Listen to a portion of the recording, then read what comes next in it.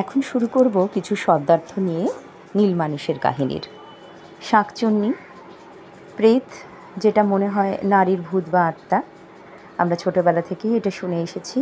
দৈত্য অসুর, কাশ্যপ পত্নী দিতির পুত্র, রাম লক্ষ্মণ, অযোধ্যার রাজা দশরথের দুই পুত্র, গুলবাজ, ধাপ্পাবাজ, মিথ্যে অবাস্তব কথা বলে যে, উৎসাহ অতি আগ্রহ সহকারে, সবে মাত্র অল্প কিছু সময় আগে এমন হয়েছে যা, গম্ভীর গলার আওয়াজ, ভারী কণ্ঠের আওয়াজ, অজ্ঞান, জ্ঞান বা চেতনা হারানো, নিমেষে, মুহূর্তে, মরা সব দেহ, তান্ত্রিক সাধনা, তন্ত্রের সাধনা করে যে বা যেটা তার কাজ, নিরুদ্দেশ উধাও, খোঁজখবর না পাওয়া, আবির্ভাব উপস্থিতি, যন্ত্রপাতি, কল কবজা, জ্বালাতে আসা যন্ত্রণা বা কষ্টদায়ক পরিস্থিতির সৃষ্টি, সাংঘাতিক, অতি ভয়ঙ্কর, আপন মনে, নিজেই নিজের মনে, ভেজিয়ে ছিটকিনি বা খিল না লাগিয়ে বন্ধ করে দেওয়া।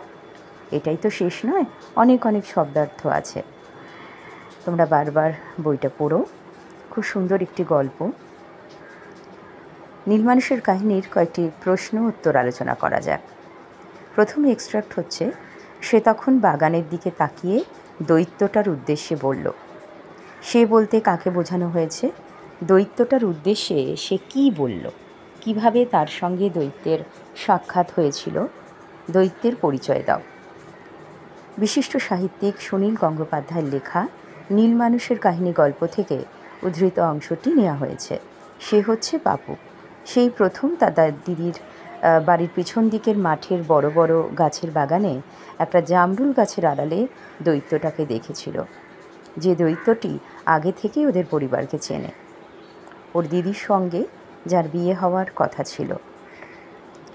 দৈত্যটার উদ্দেশ্যে সে বলে যে এক লাথি মারবে, দিদিকে তো ডেকে দেবেই না, বরঞ্চ ছাই দেবে।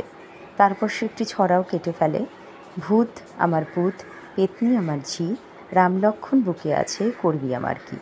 এটা তোমরা ইনডাইরেক্টলি লিখবে। পাপু বাড়ির দোতলার বারান্দায় একা একা একটা বল নিয়ে খেলছিল। হঠাৎ বলটা রেলিং টপকে পেছনের মাঠে পড়ে যায়। মাঠটায় বড় বড় ঘাস, ওপাশে বড় গাছের বাগান, আম, জাম, লিচু গাছ ছাড়াও অনেক বাঁশ গাছ আছে।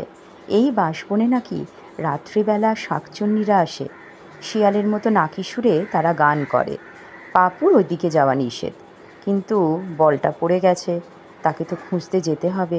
তাই কেউ তাকে দেখছে না ভেবে সে বল খুঁজতে মাঠে নেমে পড়ল, কিন্তু কোথাও বলটাকে খুঁজে পেল না।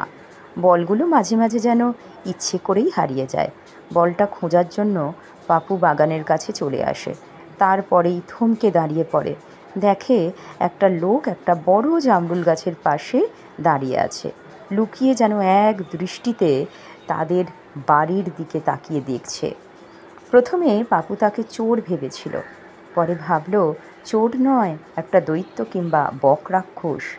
লোকটা দৈত্যের মতো লম্বা, মাথায় বড় বড় চুল, গায়ের রং একেবারেই নীল, কোনো মানুষের রং এমন হয় না।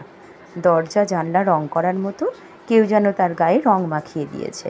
পাপু পিছন ফিরে দৌড়ে পালানোর উদ্যোগ করতেই লোকটা তার নাম ধরে ডাক দিল।